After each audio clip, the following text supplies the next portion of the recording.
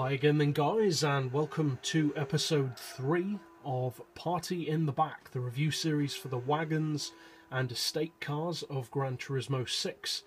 And in this episode we're featuring one of 4 Subaru Legacy wagons that are currently featured on the game. This is the 2003 3-litre R model.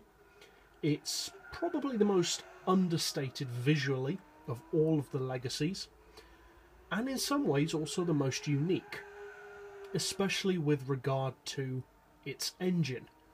All of the other Legacies used 2-litre turbo units.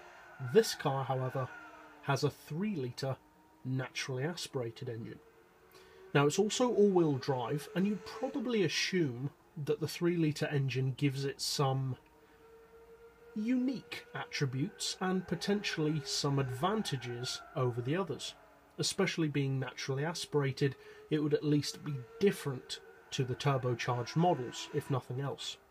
And although that is the case, unfortunately overall the 3-litre engine is not as radically different as you might expect. Now it's certainly not a bad car, the spec is pretty good all round for a wagon, and it's a Subaru, so it's never going to be a bad handling machine. But it's not as outstanding as I was hoping it could be, considering how much larger the engine is compared to the other models. The fact that it's only naturally aspirated, although cool in real life, does make it rather more limited in terms of tuning potential on the game. In fact, it has the weakest overall spec of any of the Legacy wagons, and that's a shame because it has the potential to be the best of them, especially in terms of things like torque, with that naturally torquey engine capacity. And although, as I said, it's certainly not a bad car, it feels almost like that potential is a little bit wasted. And to be honest, I don't fully understand why they included this car on the game, apart from to perhaps just boost numbers, because it doesn't really have any particular advantage to any of the other Legacies, apart from the fact that it's just a little bit different. Those differences, though, don't mean very much in the broad scheme of things, apart from that it's just not quite as good. Now, as I said, it's got a 3-litre naturally aspirated engine. That engine puts out, when fully tuned, 433 horsepower, which certainly isn't bad, but as I said, that is significantly less than all of the other Legacies, and it puts out 346 pound-feet of torque.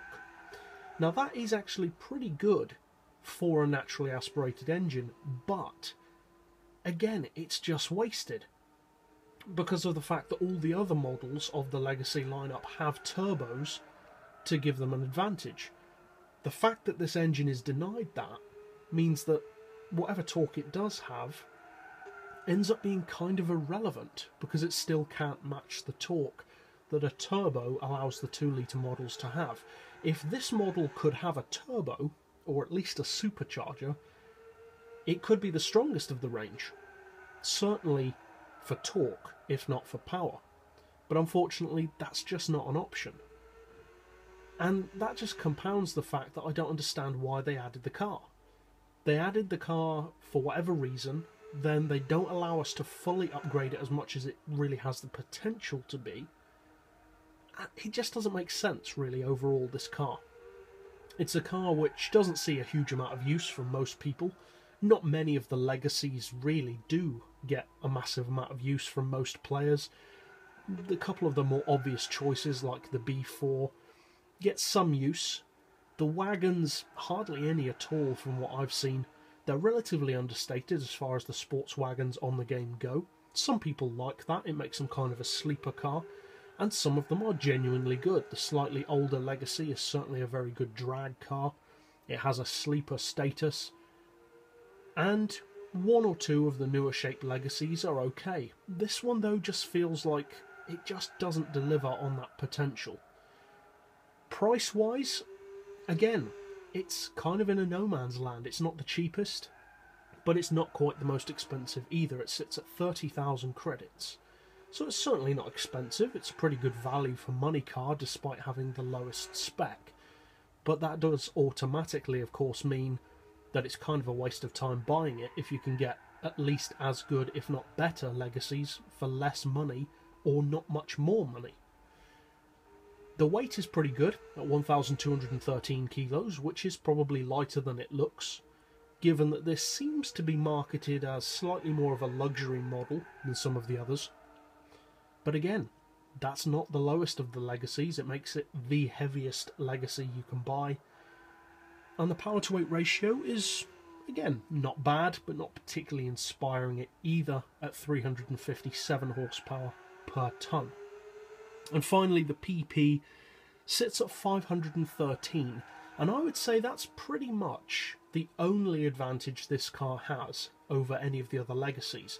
All of the other Legacies sit at much, much higher PPs than that. All of the other models are well over 540 PP, whereas this one is 513. And if you compare the spec, that's pretty good for its PP, and it also means that if you do intend on, as I think many people would, using this at a slightly lower PP level, say 500 or lower, you can get more spec for its respective PP than they can. But overall, it's an interesting alternative, but not a fantastic car. So I'll see you guys next time, and as always, thanks for watching.